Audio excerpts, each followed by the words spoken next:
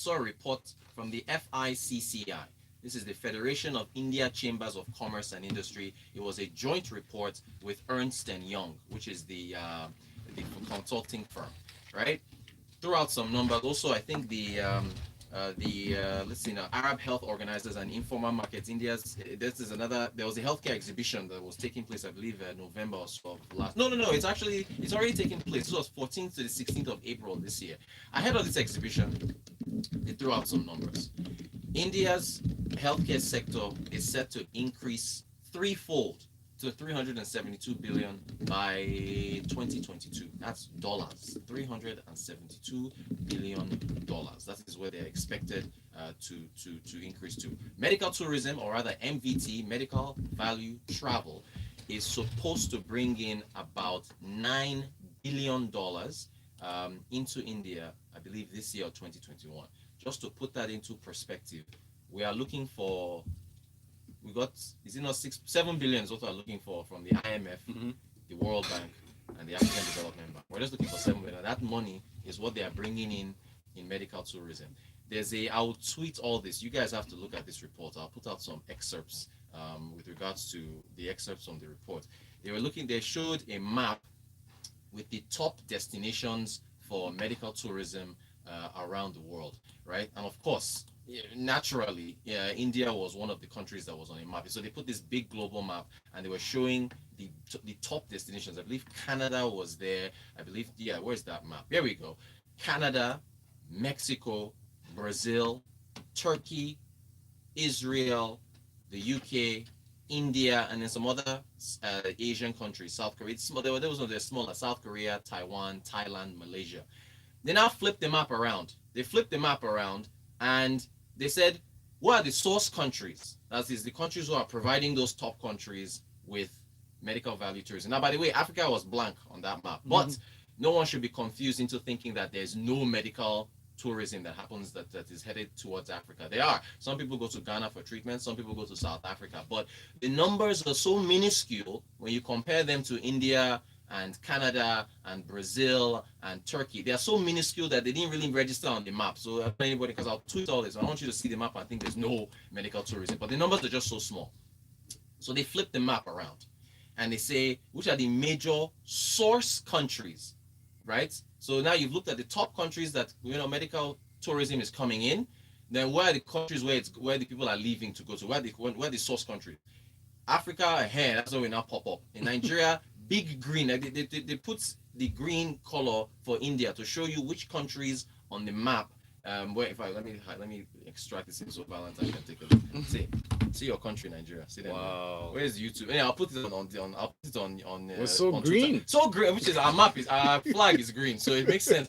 So Nigeria is a major source for these countries, including also not just Nigeria, Sudan, Ethiopia, Tanzania, Kenya, Somalia, and then Middle East, Oman, Yemen, and then some other countries as well. Uganda too is also there as well. So these are the source countries that supply. Of course, other countries are there. Lots of people from Southern America, lots of people from North America, lots of people from Asia as well go there.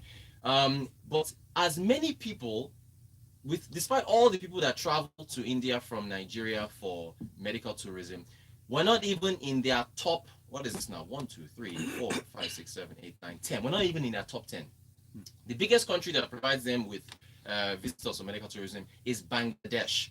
221,000 people, I believe, annually. So Bangladesh, Afghanistan, Uzbekistan, Iraq, Oman, Yemen, Maldives, and then Africa, it's Ethiopia is the highest, 7,659, Kenya, and then Sudan. Nigeria didn't even register. So I guess, I don't know, maybe they didn't get the data, but apparently more people from Ethiopia, Kenya, and Sudan, as far as soft countries that go on medical visa to India, more of them come from those countries. This is from the Ministry of Tourism and then Ernst and Young. This is in India. But this is the most mind-blowing stats that came out of all this. This is from that I got from this report. 80% of India's medical equipment is imported. Wow. 80%. That is 8 out of 10. Wow. Medical equipment items that India uses are imported. They are imported. That is so. If you think about if you think about whatever, this is the takeaway from this. Whatever it is that India spends importing medical equipment, it is offset by the revenue that they bring in from all these countries that visit them. That's right. I mean, you know how we talk about, oh, you don't import this, you need to import what you need to produce what you consume. And not everything should be produced. not locally. everything. Some things can be imported. Exactly. Exactly. 80% of the medical equipment is imported. That is mind blowing. The key thing there is using the equipment that you import well. Exactly. Putting it into good use. So this is the thing now. Nobody on this planet can tell me that the average Indian doctor is better than the average Nigerian doctor. Nope. Impossible. Impossible. We have some of the best doctors in the entire world, right? And again, that open heart bypass surgery thing yesterday was so impressive, right? One of the private. So now what do the doctors need, right? You just get them the infrastructure. Just get the, oh, by the way, wait. Oh, where's the other list? They ask them, what are the top things you look for when you travel to India because of this thing? Medical tourism, yeah. My man, you're on it. You haven't even seen the reports, and you already know. Their tourist sector is also, okay, here it is. The reasons why, this is the reasons why. Quality of healthcare, accreditations. There's somebody called a body called the Joint Commission, JCI, I think it's Joint Commission International or something. They accredit hospitals around the world. India has like 40 or 50 accredited hospitals. They're like top 5 or top 10. So accreditation quality, so you know that these are accredited hospitals. 2, savings on medical treatment. The average cost, they now compare them, they benchmark them against the United States. Average cost is anywhere from 30 to 60% of what you would spend if you went to America for your healthcare. You will save that in India. Ease of process of obtaining visa, connectivity, and then tourism, and then regulations and institutional arrangements. So again, quality of healthcare, savings in medical treatment, ease in process of obtaining a visa, connectivity, tourism. India has all these tourist sites, the big religious gatherings and so on, and other tourist items, and then regulations and institutional arrangements. These things are the reasons why people say, of course, I think it's the savings most of all, but the quality of healthcare. So this is Nigeria's market. That's the whole point of this rant I've just been on. This is Nigeria's market. If you just get the infrastructure right, we already have the doctors. We have the most important ingredients, which is some of the best doctors in the world. Just pay these people a proper salary. Just put the necessary money in getting this infrastructure together, and all of a sudden, Nigeria is a hub for all this money, up to $9 billion annually that India is collecting from all of us from our pockets. If I were Nigeria, I would think, okay, come on. I'm Nigeria, so we should think towards eliminating anything for your boys, from the airport just down to the roads. Remove all the checkpoints and the policemen who probably collect bribe or anything. And then when you get to the hospitals, make sure the hospitals are accredited and they're up to standard. Finish. Because I know there are some hospitals, as good as we are, right, in the medical medical industry. As good as we are, there are some hospitals that have owners or administrators that do not have any administrative experience. Very true. I mean, very true. I mean, as good as we are, yes. On the other side, there's some really bad ones. I mean, my point is when you make the processes, make the system, clean out the system, make the institutions up to par, like best practices. Guy, there's so much money that we're sitting on. Val, we're just talking about healthcare here. We haven't even gone into other services. I mean, this country, we're sitting on so much money. And Benga Kamu says, Rotus, we have gold mines all over Nigeria. The problem is always policy and implementation. Benga, thank you. MI from Akoka says, we either do not grasp the economics of medical tourism, or our government isn't just patriotic to make it work. India and the rest of them are making a killing, but guess what? Our doctors work them. How do we think traveling abroad for treatment is a big flex? What thinking? Oh, our doctors work for them is what he said. Yes, our doctors are there. Yes, they're there. They're there adding to the money. Best doctors in the US, Nigerians. The best doctors in the UK, Nigerians. Andy says, if the Nigerian government invests in skills, power, and infrastructural development in general, I do not see how this country won't progress exponentially. We need sense. It is so simple. I mean, the thing is so simple. I mean, every day you come and we have to diversify the economy. You have to do this. We like English. Exactly. Just fix the necessary things. Hi, 9 billion. Just imagine what 9 extra billion would do for us on an annual basis. Anyway. Our budget is for Look, anyway, that's on healthcare. Anyway, back to other matters. I don't really understand what's going on here. The federal government asks businesses, schools, and other institutions to adopt new strategies ahead of reopening.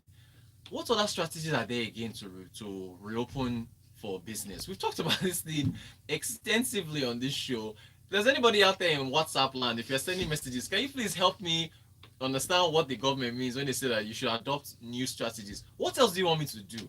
I've social distance. I've reduced the amount of customers that come to my shop. I've put hand sanitizers outside. I've washed my hands I've washed my hands. I'm light skinned. My hands are light skinned now. So much. I went to a supermarket. They had water outside. They had soap. They stopped people, and they had to give a minimum amount of people to allow them to enter the shop to go and buy things. They made sure they mandated that everybody wear masks. What the business day wrote this article? I see, come what it says. The federal government on Tuesday asked businesses, offices, professional bodies, places of worship, and educational institutions awaiting reopening to use the additional 2 weeks of phased ease of lockdown to plan and adopt new strategies under a COVID-19 era in line with guidelines for the new life ahead. What do you want them to still do? What else? There's nothing else to do. Open them up and let them get back to work. These businesses are closing down. We've been locked down for 2 months, or it's extended now to May. This was late March now. So this have been, if you count from April through the end of to June, that's 2 months. I mean, the lockdowns were already happening from late March. So you're talking about 8 weeks, 9, 10, 12 weeks. I'm lost. I don't know what other new strategies you want these businesses to adopt. But Rotus, to be fair, some people are not complying. A lot of people are not complying. Fine, I can accept that argument. Complying is one argument. That means follow the rules that have been put in place. But to come out here, I mean, that's literally what the headline says here. Adopt new strategies. That's asking me to now find another new way to do business that it falls in line with the safety protocols that the government has put in place. Perhaps they're talking about supermarkets, maybe malls, to have attendants to hand you the items that you're supposed to buy instead of you collecting it yourself. That's cost. Unless you want to take an existing employee who already has a duty to be doing something else at the mall or the supermarket, and I'll tell that employee that your job now is to go and put out hand sanitizers and give soap to people who come in. No, I'm not talking about the hand sanitizer. What do you mean? Security guys already do that Right, at the entrance. But I'm talking about attendants. Having attendants at in rows, like on those rows where you have what they call them, all the items that are for sale. Exactly. So now hand it to you. But, okay, fine. What I'm saying is that those attendants already they didn't hire, unless you want to hire a new person to do it. Because those attendants were already either were at the cashier points checking customers out, or they have other duties. So whatever, you are taking them away from that duty and putting them. So look, I don't know what else I don't know what else they want. You know what Rwanda is doing? They are using drones to deliver this thing. They've even gone further. They have humanoid robots now that take care of Rwanda. That take care of COVID-19 patients and interface between the patients and the doctor. So they're equipped with teleconferencing. We should have completed mobile money or financial inclusion with this COVID-19 thing alone. With those conditional cash transfers, there's just so much to talk about. Anyway, look, how much more time do I have? I can't wait to go to Kigali, to be honest. 2 minutes. 2 minutes, okay, good. 2 minutes. The central bank, there's one nasty rumor going around. I don't think it's not even worth bringing up. Some people are sending messages, but you know yourselves, that central bank rumor and forex is a rumor. It is false. They can never do it. Anyway, they sold $100 million. This was I think it was a surprise sale that happened yesterday or the day before yesterday. They didn't really announce it, so they sold that. So hopefully we should see the market rates come down. It's about 450 or so per dollar now. Hopefully this brings down the rate. So they sold about between 90 to 100 million into the system yesterday. Remember, they blamed COVID-19 and said that's the reason why they're not selling anymore. So that happened. And Gordon Emefiele, the CBN governor, also said he's not going to make forex available for importation of any items that can be produced in Nigeria.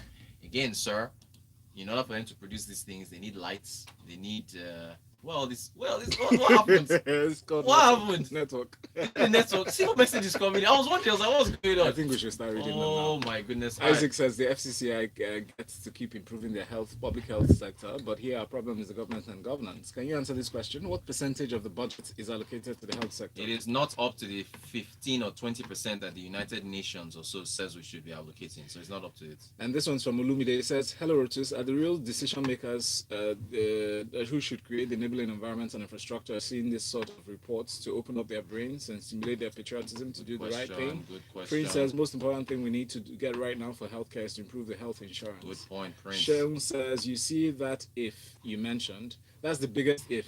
A chain can only be as strong as its weakest link.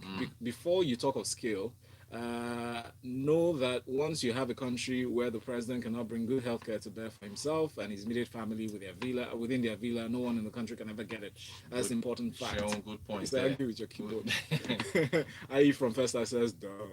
Obviously, not all important items are bad. I believe we can tap into this medical tourism market. Benin, or Benin, as a small country, also treats Nigerian patients. And TBX Steven says, morning guys, just Google Dr. Bayero or Badero. You'll be amazed. When the enabling environment is not here, it kills the initiative. Yep. And Devo says, Rotus, it's not that simple. Ask yourself why our best brains left. Bad governance will prevent any form of economic reform. Devo, I met one of them in what country? It was in Egypt. Yes. On my way to one other country. Yes. So I met the guy. He's Nigerian. We schooled together. I knew him from medical school then. Yeah. In Uniport. And he said the reason why most Nigerians doctors actually leaving is because they don't have the right infrastructure. First of all, from university level, they don't even have the right training. Right. So they go there and have to go through another set of training again before they are now integrated into the system. And then MI says, federal government just likes throwing big English around. Which strategy again? They should stop outsourcing their thinking to business, Jerry. I've washed my hands so much that I've washed away my fingerprints. Darlington, I totally agree with you on how we are one of the best doctors. We have some of the best doctors in the world. I can tell you that the best dentists in the world are Nigerians and have one of the best world-class dental clinics right here in Nigeria. We just have to spend, to spend scarce foreign exchange. Because of white skin. Yeah. Thank you all for your messages. Thank you. I know out of time. Thank you. Look, Nigeria can be great, so the potential is really there. All right, thank you everybody. Really appreciate it. Thank you, Rotus. Follow him on Twitter at Rotanquote. The quote is with a K. Rotanquote there.